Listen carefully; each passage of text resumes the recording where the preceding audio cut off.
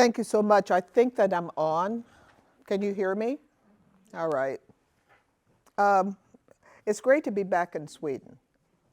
And I say back in Sweden because a lot of people don't realize that I have spent a lot of time working on gender issues in Sweden. The first trip to Sweden was in the early 1980s. Yes, that's the early 1980s. And a lot of people didn't understand why I would be coming to Sweden to talk about women in science and engineering issues, because Sweden and the US are very different in so many ways. The US was very diverse. Sweden in the early 1980s was less so. But these were both countries with knowledge-based economies. And yet somehow they were both countries that were struggling with gender issues around science and engineering, and especially around engineering. And I probably visited more Swedish universities than most Americans have. I did the great tour, KTH, Chalmers, Lund, Linköping, Luleå. And most people haven't even been to Luleå. But in any case, go to Luleå in December and you won't see much sun, all right? But for me, it was trying to tease out the differences between what was driving us in the US to not have good numbers versus what was driving the whole situation in Sweden without having good numbers. Now, usually when there is a problem with regard to the numbers, what's the first thing that people do? They want to say that the reason that science isn't more diverse is because of the women. All right, things that we did or did not do that in fact kept us out of science. So there are some people who said women were not as interested in science. Well, we actually know that women do have strong interest in science today. It is true that at that point in time, that women didn't have a strong interest because essentially nobody had actually introduced the idea of women having an interest in science because they hadn't said what science can do and how it could impact people's lives and how they could basically be successful. They didn't see anybody who looked like them, or not many people who looked like them who were in science. And so they said, women are not as interested in science. Then there were some people who said science is too hard and women don't want to work that hard. This is the Larry Summers explanation. I was in the room when Larry Summers made that statement. I was the next speaker.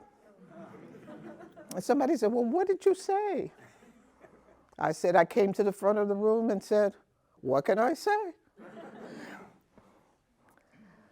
But there's lots of explanations that people want to offer. And there are papers, for example, there's research that was published in Science that talks about people who think that women are not smart enough to pursue science and engineering, and that a lot of the things that relate to women's participation levels are belief systems within fields about the need for innate ability to be successful in that field. It's a paper by Leslie. And it shows, on the one hand, that two fields that actually show these kinds of cultures or attitudes are, just in the STEM areas, are mathematics and physics. And if you look at the numbers are lower in those fields where people believe that that you need innate capacity in order to be successful in those fields. We're not the only ones. The humanities have their issues too. Sitting in that position is philosophy. Economics carries a heavy load in that particular area. So we're not the only ones who have this notion that in order to be successful, well, women have to be innately prepared for this. Then there is the women are culturally unsuited for studying and work in science, and we've heard those explanations. And then the one that really I find the most challenging and interesting is that it doesn't matter. It doesn't matter who does science. Well, I don't believe that. And so I want us to start to kind of challenge some of these issues. So then you have to start going underneath that. If you want to make those kinds of changes in the numbers, you've got to understand what's driving those numbers. You've got to understand how did you get this way? And I spent a large part of my career working with researchers who are trying to figure this out, and then trying to figure out interventions and policies that can drive in the other direction.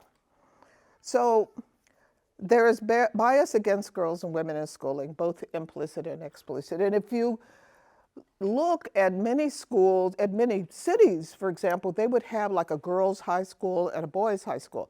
There's nothing inherently bad about having girls' high or boys' high. Philadelphia had that structure. But the curricula were different. The curricula over at Girls High were much more focused on in the arts and the humanities and languages. And the curriculum for the boys was much more focused on engineering and science.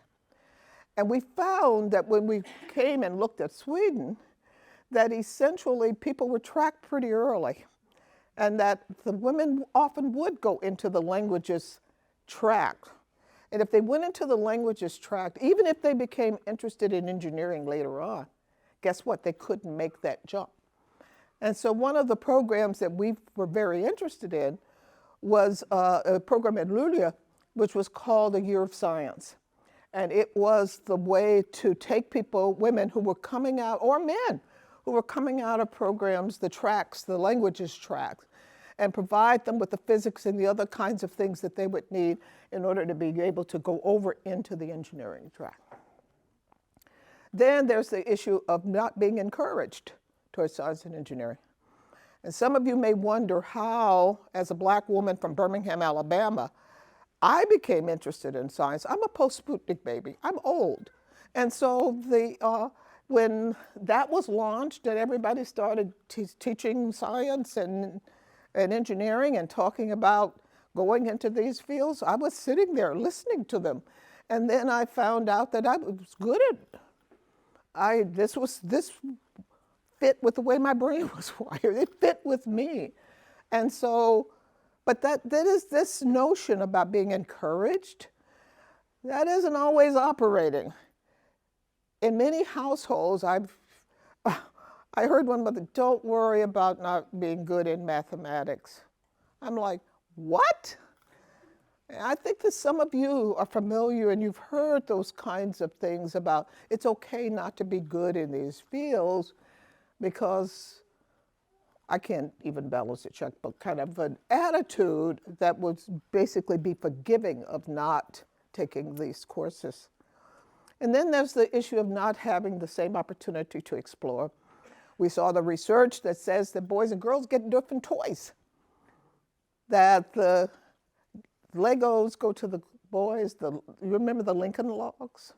Okay, that you would build? They would go to the boys. The girls got dolls. It was like, it would be basically being driven by kind of societal pictures of what men and women did. And that therefore you didn't necessarily have the opportunity to explore. You didn't get the chemistry set. The interesting thing is how this kind of converts into field choices and field opportunities.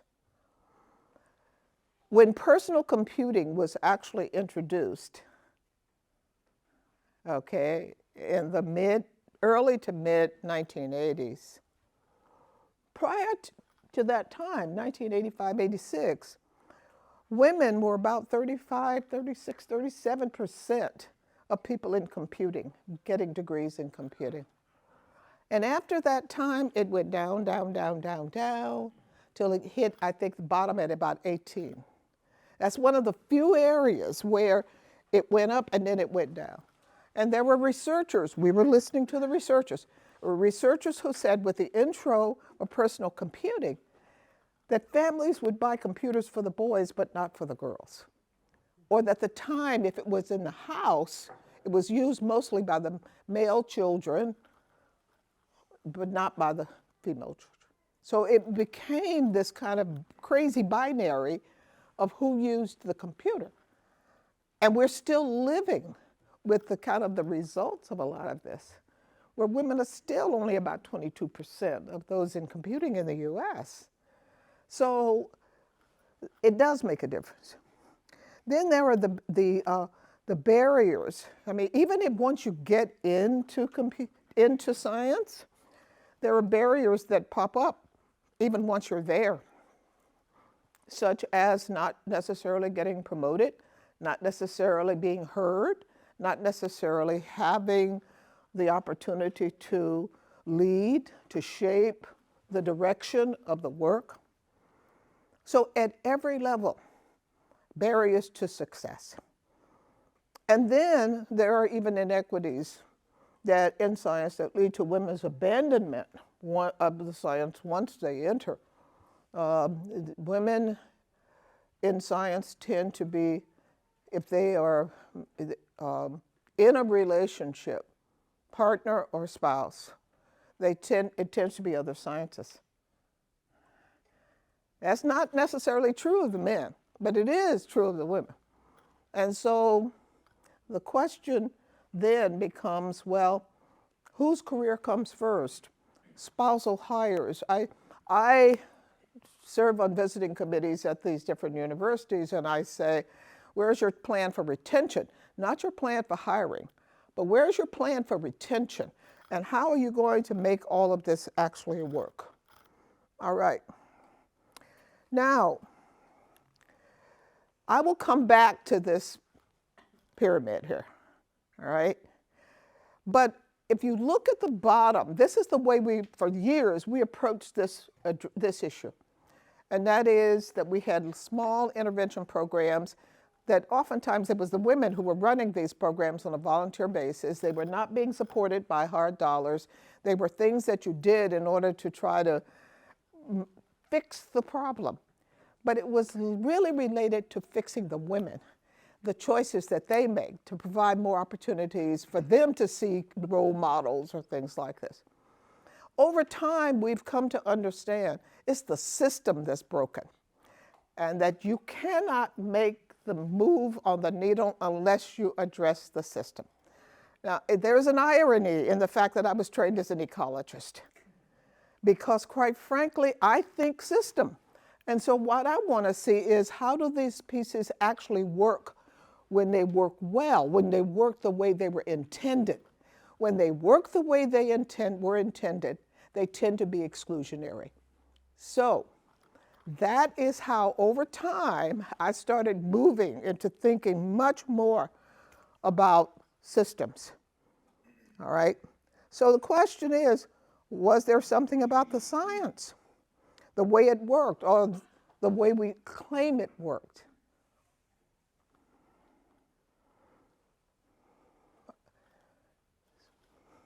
Think about that. What is it about the way we say it works that can be exclusionary? All right? Now let's do a little audience participation. The values of science and how science claims to work.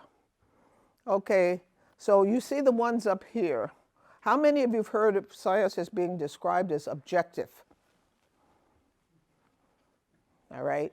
How many of you have heard science being described as neutral? It's value-free, it's neutral.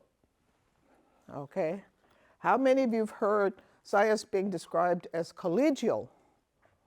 All right. Anything that I missed off this list that's not up there? Anybody want to volunteer? Oh, come on. I have great wait time. I'm just going to stand here until somebody says something. Yes. Reproducible? Reproducible? Reproducible? Okay. All right. Reproducible. Okay. Anything else? Well, you're familiar with the list. You've heard the list, right? All of you have heard the list. And yet, if we start to look at the research, you heard me say all and on, but these are the values until they are not. Now, what do I mean by that? Let's pull up the work of somebody who is famous in this. Claudia Goldin, our most recent Nobel laureate in economics, another field that basically tends to ding women. All right. Claudia Goldin did work that was really inspirational to those of us who work on women in science with another economist, African-American woman economist, Cecilia Rouse, who heads the Brookings Institution now. And what they did was to look at, because it's very hard to show that there is actual bias, okay? You could say, well, this one was better than that one. That's the reason we chose that one. More meritorious, this starts to sound familiar. Okay, there's no bias that is involved in here. And what they did was to look at another entity that tended to have the same kind of skewing, the same reflection on merit and excellence and what have you, and that's symphony orchestras. Okay. And what they essentially found was that in open auditions, the women didn't do as well. In blinded auditions, they did a lot better. They moved the numbers, not statistically significant, but trending in such a way that it was other than chance that you were starting to see this. So then some of my colleagues and researchers out there started to say, well, there's the same thing happening in science. You know, how can we do a similar kind of a study in science? And when you do that, what you find out is that there are gender biases that favor men. And then, if you look at students, this is work that was done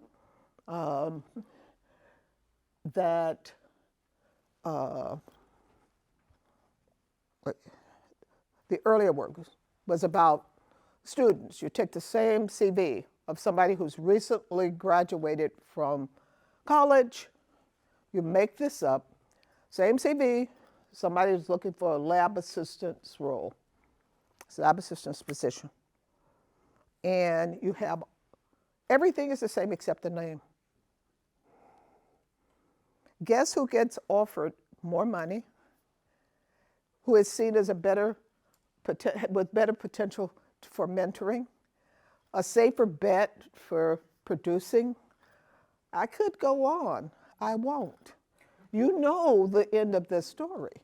And that is that, in fact, that these things are biased. You get the guy name, you know, John gets offered better than Jennifer. You know, and when you look, when people did this with names that were kind of ethnically identified, they found the same thing. The white names got better offers than the ethnic names. More money, seen as having greater potential, etc. Now, that's not a happy place for us to be if we believe that merit is operating on its own merit. And that is why you guys wondered where that re-imaging thing was coming from. Re-imaging is a do-over, or it offers the opportunity for a do-over, all right? The first image over here on the left was one of the early images that came from the Hubble. I don't know if you follow space science. I tend to follow space science because I'm surrounded by space science people. my husband, my daughter, my son-in-law, etc. But what happened initially is that there was a flaw in the primary mirror. And so it needed a corrective lens. And once there was a service mission to the Hubble, and the corrective lens and the adaptive optics, a lot of the things that allowed us to look at this was put in place. Look at the difference between those. It's what you can see in a reimaging that is really important. In computing, reimaging means to replace the contents, for example, of the hard drive. It also means to form a new mental picture. It can also mean rebranding, to change the way a company and organization wants to be perceived or is perceived. But in this discussion, I want to replace reimaging with the notion of a corrected image of what is actually going on in science that keeps us from being our best selves. That's the point that I want us to kind of focus on. So of what science claims to be the reality versus a reading of its practices, its history, and its processes that we need to take into consideration. We say objectivity, for example, how objective is it? We say ethically neutral. Is that always the case? And we can look back in history and see time after time after time where it wasn't. And I am aware of a lot of these issues within the medicine and health as relates to the treatment of previously enslaved people. So this is real, all right? And we have to be real about it. So I say that the list that we had over there is aspirational, and that we have to reimage first and talk about what science has gotten wrong in that history in order to basically make it right. So, exclusionary or inclusive. Now, one of the other pieces that I will point out, remember, Golden's work, Handelsman's work, that other work, that was experimental. I mean, people did experiments. They sent the CVs for review to different people and things like this. But then we end up with the reality. When these things track in reality, this is the story of Nancy Hopkins and MIT and the women who were full professors there who just knew that there was something that was wrong, that was going on in their lives. And you say, well, what does a full professor at MIT have to grouse about? And when you read this, what you begin to understand is that the things that they grouse about, it's the treatment that they get on a day-to-day basis. Treatment that prevents them from being their best selves. Treatment that introduces stress and a lack of well-being and a feeling of there's something that's just plain off. So, the question is how science claims to work versus how it really works and how it could work better. Now, this is a kind of a brief history of US science. I'm not going to try to say that this is Swedish science. This is basically Vannevar Bush's kind of vision of science. And he laid out in a request from President Roosevelt that ended up being delivered to President Truman about what science could be. He called it Science Endless Frontier. And it's highly aspirational. But one of the things that is really clear there is that when you talk about the integration of research and education, that in their case, they wanted to put the center of gravity of this federal support for research in universities and colleges. Now, why? Because you get a twofer. You don't just get the research, you get the education of the next generation of researchers. And that was the issue. A recognition that, in fact, it was this really important concern about how do you create the next generation. The limiting factor on giving good science is getting good people and producing good people. That's the limiting factor. And so if you recognize this, then you know that how you educate people, writ broadly, not just coursework or research, but in how you educate people matters a lot. How do you create a research infrastructure that's going to allow people to do the things and to pursue the questions that they have? Looking at the entire research ecosystem, and that's really when you begin to understand it isn't just the university or the labs, the research labs, it's also the donors. How do the funders decide where to invest? It's the publishers. How do we decide in Science or Nature or Cell that this is a paper for us? What does that process look like? And it's all of these pieces working together that basically drive this ecosystem. So, are the funders getting value on their dollar? And I have been known to tell funders to their faces that toxic environments basically means diminished return on investment. This around issues of harassment. Not being attentive to this means that you're wasting a lot of money because you're basically affecting productivity. Now, it also means that you've got to be attentive to the health of the research environment and what's going on there. When I was a member of the National Science Board, I was part of the group that introduced this notion of broader impacts. It wasn't just about who's doing the science and how well that they're doing it and do they have good labs.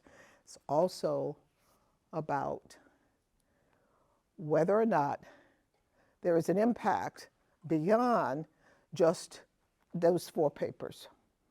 What else is going on? Okay, so then the question becomes one of what would an equitable system, STEM ecosystem look like? What does supportive workplace culture look like? And what does it require? It requires rethinking, reimagining to see where we can go with this. Rethinking the environment in which research is done. Instilling belonging. I'm a part of this team. I have something to offer and I'm heard. Those are very important issues, even though they might sound airy-fairy, or as some of the politicians in the US call it woke. But in fact, there's a lot of value and importance to this. Relating to the students and the postdoctoral scholars. Giving credit where it's due. I see too many names that appear in the acknowledgments that ought to be among the authors. How do you begin to really assess this different? Considering people's ideas as being valuable and looking across all this and being very careful about the role of hierarchy and competition. Hyper-competitive environments, there's a place for competition, but it is not within your own group. Okay? And the whole question about hierarchy. Who is driving the work? I've worked in very non-hierarchical systems, and we tend to get a lot more done because people get heard. And I think that this is a major issue, and the issue also of valuing diverse perspectives. Sudip and I did an editorial together raising this whole question about students and postdocs. What Van Everbush said is this is a good system. You take graduate students in and you basically give them the opportunity to do research and they're in a kind of like an apprentice relationship. And so they exchange in a way, low salaries for high value information and money. But there's a question that's raised in that, how low is too low? And what we are now beginning to understand is that people are making choices about whether or not to stay in this gig based on whether or not they can afford to stay in this gig. And I think that we all have to really kind of reimagine how we're going to fix that one. I've been very vocal in saying that the limiting factor of the endless frontier is still a human one. It was then and it is now, and it will be even more so in the future. We're asking people to bring in totally additional skills. We're asking them to bring in totally different lived experiences so that they can offer something more. Now at AAAS, we know that a lot of the action is in universities. So we created an initiative based on work done in the UK by Athena Swan and the Race Equality Charter. We created an initiative called Sea Change. And we do the play on words, yes, SEE as well as SEA. That actually stems for STEM equity achievement. But the notion is that a sea change within institutions is needed. The way that we incentivize, the way that we train, everything. But you can't do that unless you are open to doing that. So this is the issue for us, to make diversity, equity, and inclusion the norm. And we want to return again to this pyramid and move from the bottom, where we were thinking about fixing the women and fixing the people of color. We're not there anymore. We're talking about actually fixing the system. Now, what aspects of the system? You all know them. How do we measure somebody as being worthy of tenure? The way that it tends to be, there was this editorial that Holden did, the editor-in-chief of Science, called Groundhog Day. And he essentially said that it tends to be research, research, research, even though within universities we say is research, teaching, and service. And we know that it includes mentoring and all these other kinds of things. But it tends to be, how much money did I bring in? How many papers did I publish? Not how many students did I mentor? What is this other work that I am doing that has value? And when we first did that work came from a report that we did in 1991. And that's a long time ago, for a report to kind of maintain this particular perspective. Most of the interventions devised by colleges and universities are aimed at enabling students and or faculty to fit into, adjust to, or negotiate the existing system. People are not having these conversations about changing the system. There's little challenge to the system that we know. And so what we are doing is we're trying to invent something now that will allow institutions to really challenge their system. And it's their processes, their cultures, the programs, the projects, the procedures that oftentimes bake in the inequities that we see. So we try to provide a scaffolding where we'll allow institutions to look at themselves. So then there's this question about reimagining the research environment. How do I do that? I look at where my failures are. I do a lot of assessment, try to figure out who isn't being successful, for whom is this not working?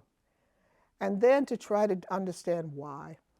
So it's a matter of assessing how well the current policies, practices, processes, and traditions are operating in today's circumstances. Are they working equally well for everyone? We've just come through a pandemic, And that pandemic revealed probably what you'd expect, and that is that it did not work well. It had a greater impact on some people than on others. So the question is one of articulating a vision for the future and developing action plans to get from here to there. So I want to end with some beautiful pictures as to why it's important to introduce diverse visions and lenses and perspectives. And so I turn once again to space science. The far picture is from the Hubble. It's an optical picture of the Spiral Nebula. I think it's just a spiral, all right? The one on the far other end is the Webb, which was recently launched, which is an infrared version. The best and the most informative picture is the one in the middle, which is the combined vision of the Hubble and the Webb. Bringing in different perspectives allows you to see things that you would not otherwise see. And it protects you from things that you would do that might be bad, that you don't want to do. So here we have another bigger, beautiful picture of the Crab Nebula. Pretty sure this is the Crab, all right? And then this is this picture taken from the Webb, plus all of these other pictures coming together. Optical range, radio range, different parts of the spectrum, ultraviolet, infrared, and X-ray. Gives you something totally different. Does not look like the previous one, but it's the same picture. It's just a more complete picture. So that's what I am hoping that we will take away from a lot of this. That is that we have an opportunity to reimagine what would an equitable STEM ecosystem look like? And then how do I move to get there? What processes, programs, procedures, cultures, etc., would I need to modify in order to get there? I mean, even in our awards, I will give you the example from the Nobels. You know, it's the situation with the Nobels that, number one, you don't give it to people who are deceased, right? So even though Rosalind Franklin might have produced the image that led other people to understand the structure of DNA, she was deceased, so she couldn't be recognized. Kip Thorne is a friend, and he talked about his discussions with the Nobel Committee. It went something like this. The LIGO paper has over 1,000 authors, and every one of them was essential to being able to get the result.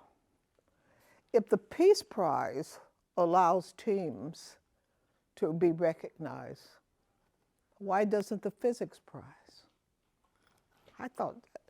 Hadn't thought about it like that.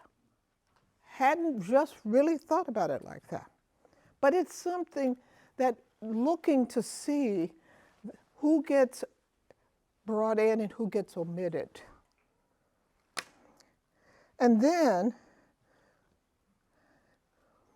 I want to end with a quote from James Baldwin. I'm using this a lot because it just makes so much sense. James Baldwin said, "Not everything that is faced can be changed, but nothing can be changed until it is faced." And so I think that this notion about facing up to where we are in terms of the exclusionary actions and behaviors, the things that are baked in that need to be bulldozed out. My father once said that so these things set up like concrete. The only thing that you can do with concrete is take a jackhammer to it.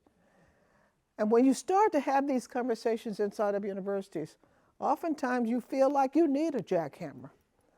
But this will not change until we face it.